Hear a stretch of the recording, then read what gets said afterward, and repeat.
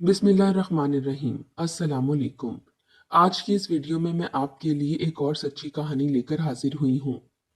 मुझे उम्मीद है कि आपको आज की कहानी भी बहुत पसंद आएगी। 6 माह की थी जब मेरी परवरिश करने वाला कोई ना रहा। दादा ने एक रिश्तेदार औरत के हवाले कर दिया जो गांव में रहती थी। इसने मेरी परवरिश की। 7 साल की हो गई तो दादा वापस ले आए और चाची के सुपुर्द कर दिया। वो शफीक औरत थी। मुझे प्यार से रखा। चाचा भी प्यार करते थे। मैं इनके घर में बहुत खुश थी। दादा तो जान से बढ़कर चाहते थे। कहते थे कि मेरे मरहूम बेटे और बहू की निशानी है। लड़कियां आकाश की बेल की तरह होती हैं। देखते देखते मैंने कद काठ और रंग रूप निकाल लिया। तभी दादा को मेरे ब्याह की फिक्र लाहक हो गई। इनकी नजर में मेरा चचा जात सरमत था, जो एक पढ़ा लिखा नौजवान था, मगर कुछ गलत किस्म के दोस्तों में फंस गया था। तभी दादा सोच में डूबे रहते। चाहते थे कि हम दोनों का निकाह कर दें, लेकिन सरमत की गलत रविश से डरते थे कि न जाने मेरी यतीम पोती का क्या हशर करेगा। इधर सरमत था कि इसे अपनी दौलत और वक्त के ज़िया का एहसास ना था। लोग दादा को इनके पोते के बारे में तरह तरह की बातें बताते तो वो बेहद फिक्रमंद हो जाते। जिस कदर दादा इन्हें नसीहत करते कि बुरे दोस्तों से बचो और फजूल खर्ची से हाथ रोको, मगर सरमत इनकी नसीहतों को एक कान से सुनता और दूसरे से उड़ा देता। इन दिनों वो अपने मामू के पास रहा करता था। यूनिवर्सिटी में पढ़ रहा था। तालीम मुकम्मल करने के बाद जब वो एक रोज दादा के घर आया तो इसे देखकर मैं हैरान रह गई। बचपन में देखा था तब वो मामूली शक्लो सूरत का दुबला पतला सा लड़का था, मगर अब वो एक वजीहा नौजवान का रूप धार चुका था। इसने मुझे देखा तो वो भी ठटक कर रुक गया। दादा जान से कहा, मैं आपका ताबेदार और फर्माबरदार रहूंगा। मेरी शादी सबा से करा दीजिए। दादा तो पहले ही ऐसा चाहते थे। बस हमारा चटपट ब्याह हो गया। शुरू दिनों में वो दादा के घर मेरे साथ रहा। हम बेहद खुश थे। जल्दी सरमत का दिल मुझसे उचाट हो गया तो इसने कहा कि तुम फिलहाल दादा जान के घर रहो, मुझे पिशावर जाना है। मैं आता जाता रहूंगा। शुरू में हर हफ्ते आ जाता, फिर इसका रवैया बदलने लगा। जब आता बेगाना सा लगता। इसे मेरा ज्यादा बोलना पसंद ना आता। मेरे हाथ का पका खाना भी अच्छा ना लगता। अब वो कई कई माह बाद घर लौटता। शिकायत करती तो और ज्यादा दिन गायब हो जाता। मैंने सोचा था हमारी शादी हो जाएगी तो सरमत को इतनी मोहब्बत दूंगी कि वो बुरी सोबत से दूर हो जाएगा, मेरा होकर रहेगा। ये मेरी खाम ख्याली थी। वो अब मेरे नजदीक रहकर मुझसे दूर हो गया था। आखिर मैंने सब्र कर लिया। बदकिस्मती से दादा जान की वफात के कुछ ही अरसे बाद सरमत के वालिद भी इंतकाल कर गए और वो अब आजाद पंछी की तरह हो गया। अब इसे कैद करने और रोक टोक करने वाला कोई ना रहा था। इसकी और मेरी जायदाद मुश्तरका थी, जिसे सरमद ने रफ्ता रफ्ता औने पौने दामों फरोख्त करना शुरू कर दिया। वो मुसलसल विरासत की दौलत को खत्म करता जा रहा था और अय्याश दोस्तों को खुश करता रहा। आखिरकार ये जायदाद कब तक साथ देती? जब हर शय नीलाम हो गई तो बिल आखिर वो खाली हाथ हो गया। तब वो लोग जो इसकी दोस्ती और वफा के दम भरते थे, इससे आंख चुराने लगे। दुनिया की बेवफाई से दिल बर्दाश्ता होकर एक रोज वो गायब हो गया। किसी रिश्तेदार को अपना पता तक न बताया। जब वो चला गया तो मुझे रोने से काम था। मेरी हालत पर चची और दीगर अजीज रिश्तेदार कुड़ते रहते, लेकिन वो कुछ ना कर सकते थे। इसे ढूंढ कर नहीं ला सकते थे। अल्लाह जाने सरमत कहाँ जा चुका था। बिल आखिर एक रोज इसके एक दोस्त के जरिए से पता चला तो चाची इसको मनाकर ले आई। जब सरमत को इल्म हुआ कि कुछ जमीन दादा जान अलग से मेरे नाम कर गए हैं, तो वो मेरे सर हो गया, ये जमीन मुझे दे दो। मगर चाची ने ऐसा ना होने दिया। जानती थी कि वो इस जायदाद को भी फरोख्त कर देगा। इस बात से सरमत मजीद मुझसे नाराज हो गया और हमेशा के लिए नाता तोड़कर चला गया, इस तरह जैसे कभी मेरी जिंदगी में आया ही ना था। इसने मुझे तलाकनामा भिजवा दिया कि मुझे भुला दो, जमीन को अजीज रखो, तुम्हें मेरी नहीं जमीन की जरूरत है। इस अमर का सदमा सारे खानदान को हुआ। खसूसन सरमद की वालदा को बहुत गम था। रोती थी और कहती थी, एक काश मैं तेरी जमीन ना बचाती, तलाक का धब्बा तो ना लगता। अब मुझे रोना भी ना आता था कि पैदाइश के दिन से ऐसी बदकिस्मती साथ लगी थी। वालदेन रहे ना दादा, शोहर ने भी मुतलका कर दिया। जिंदगी में खुशियों की आस सरमद से बंधी थी। इसने भी फूंक मारकर मोहब्बत का टमटमाता चिराग बुझा दिया। मेरी जिंदगी में अंधेरे भर गए थे। इससे अच्छा था इससे मेरी शादी ना होती और उम्र भर कंवारी रह जाती। जब तक चाची जिंदा रहीं, मेरी दिलजोई करती रहीं। इनकी वफात के बाद मेरा कोई ना रहा। सरमद को याद करती और रोती रहती। दिल में कहती थी कि सरमद, जमीन ले लो मगर तुम लौट आओ। दुआ कबूल हो गई। सरमद एक बार फिर आ गया, मगर मेरी खातिर नहीं, जमीन की खातिर। इसने कहा ये मेरी वालदा की जमीन है, इसे मुझे दे दो क्योंकि मुझे इसकी सख्त जरूरत है। इन दिनों में बहुत खस्ता हाल हूँ, खुददार हूँ, किसी से मांग कर नहीं खा सकता और ना ही मजदूरी कर सकता हूँ। अब ये जमीन ही मेरे जीने का सहारा बन सकती है। वादा करता हूँ कि इसे नहीं बेचूंगा, बल्कि इसके सहारे इज्जत की जिंदगी जीऊंगा। वो मुझे तलाक दे चुका था, फिर भी मैं इसकी तकलीफ ना देख सकी। रिश्तेदारों के मना करने के बावजूद मैंने वो जमीन जो मेरे नाम की थी इसे दे दी। इसके बाद सरमत ने मुझसे कोई राब्ता ना रखा। उसी जमीन की पैदावार से मेरा गुजारा चलता था।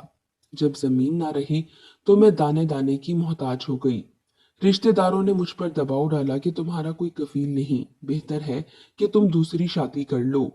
दूसरी शादी मैं नहीं करना चाहती थी क्योंकि सरमत की याद की शमा अब तक मेरे दिल में रोशन थी। मामू ने मजबूर करके एक रोज मेरा निकाह अपने बेटे से करा दिया। ये निकाह एक मजबूरी थी, वरना मेरी रूह जख्मों से चूर थी। फिर भी मुझे जिंदा रहना था। जिंदगी अल्लाह का अतिया जो थी।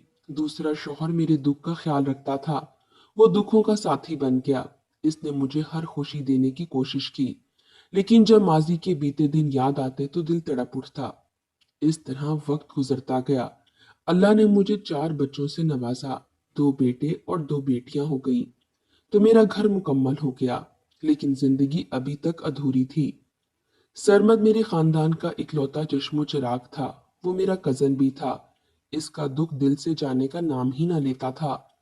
वक्त गुजरने के साथ साथ दादा के खानदान के अफराद और रिश्तेदार एक एक करके अल्लाह को प्यारे होते गए।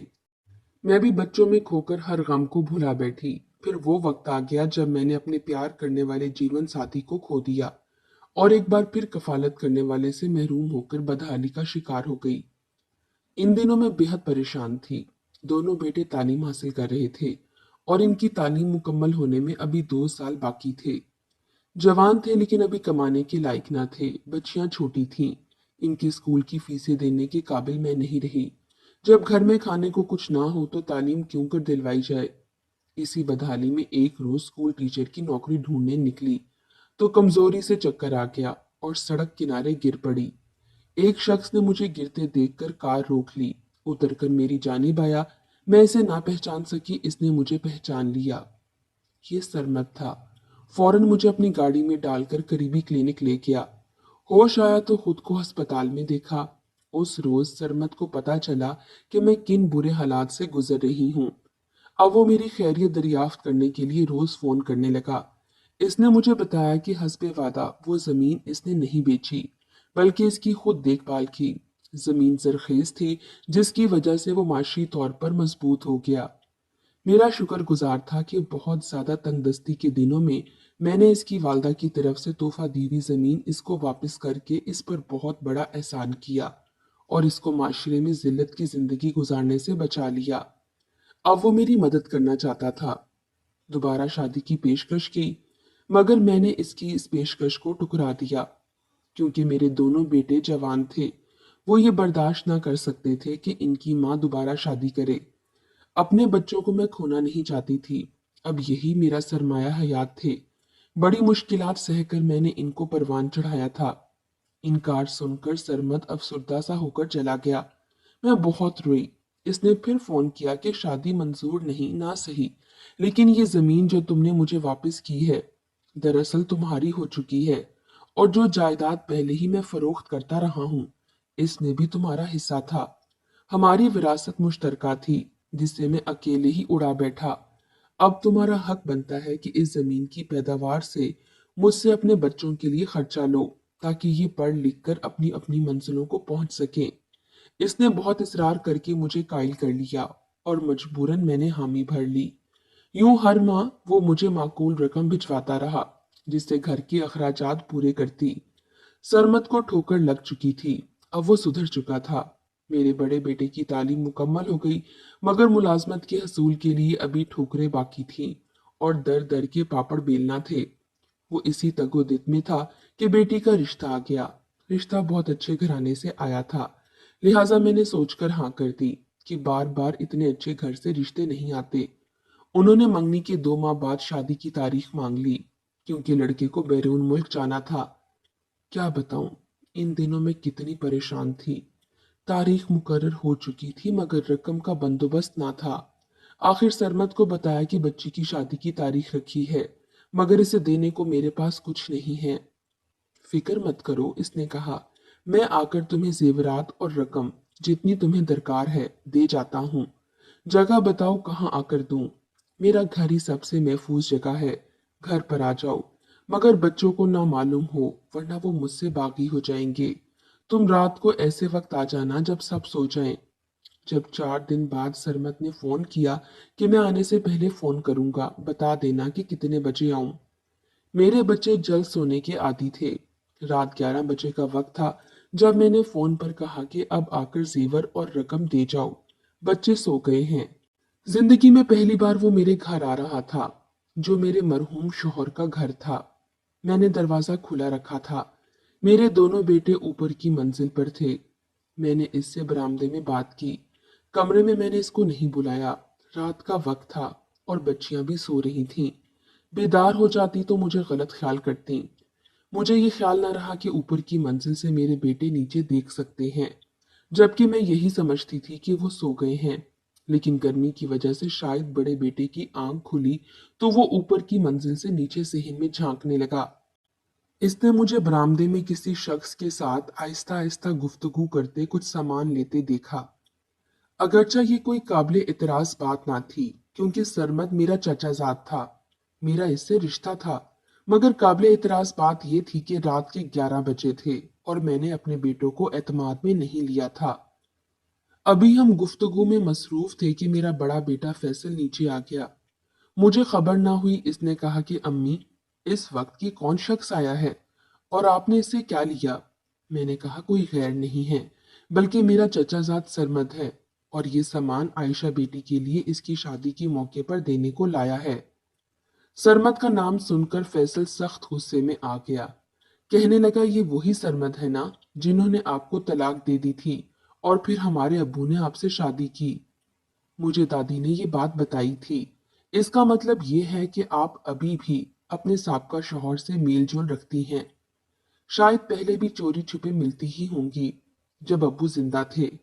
कौन जाने, अब बेहतर ये है कि हमें धोखा देने की बजाय आप हमारे वालिद का घर छोड़कर इस शख्स के साथ चली जाएं। फिर आपको इससे हमारे बाप के घर में खुफिया मुलाकातें करने और तोहफे लेने की जरूरत ना पड़ेगी। बेटे के मुंह से ऐसी बातें सुनकर मैं परेशान हो गई।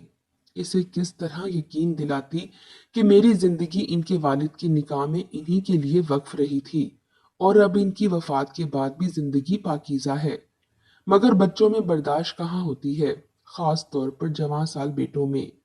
फैसल का उस वक्त जो रद्द अमल था मैं सोच भी नहीं सकती थी। इसने मुझे ये कहकर घर से बाहर निकाल दिया कि ये मेरे बाप का घर है, आपकी साहब शौहर से मुलाकातों का मकाम नहीं है। इनसे कहीं और जाकर मिलें, बल्कि इन्हीं के साथ रहें। यहाँ लौट कर आने की जरूरत नहीं, वरना हमारी बदनामी हो जाएगी तो हम जीते जी मर जाएंगे। मुझे फैसल से ऐसी उम्मीद ना थी, जिसे इतने दुख उठाकर पाला था कि वो मुझे बाजू से पकड़कर घर की दहलीज से पार कर देगा। खामोशी के सिवा कोई चारा ना था। शोर होता तो बाकी बच्चे जाग उठते, दूसरा बेटा भी आ जाता, बच्चियां बेदार हो जाती। इन पर क्या असर होता? फैसल ने मेरी इल्तिजा को ठुकरा दिया। इसने दरवाजा बंद कर दिया और मैं सरमद के साथ गली में खड़ी रह गई। रात का वक्त था। सरमद ने कहा कि अब तकरार मत करो, इसका जवान खून है। इस वक्त मेरे साथ चलो, सुबह देखेंगे। गांव के किसी बुजुर्ग को साथ लाएंगे और इसे समझाएंगे। इस वक्त इसके मुंह लगना ठीक नहीं है, वरना ये शोर करेगा। मोहल्ले वाले इस शोर शराबे पर जागेंगे और तुम्हारी बेइज्जती होगी। तुम बच्चियों वाली हो, इस वक्त तहम्मुल से काम लो। बच्चियों की खातिर ही तो मैं ये दहलीज से बाहर ना जाना चाहती थी, मगर संग दिल फैसल ने मेरी कोई बात ना सुनी। मैं रोती रही। आगे जाने मेरी बच्चियों पर क्या गुजर रही होगी।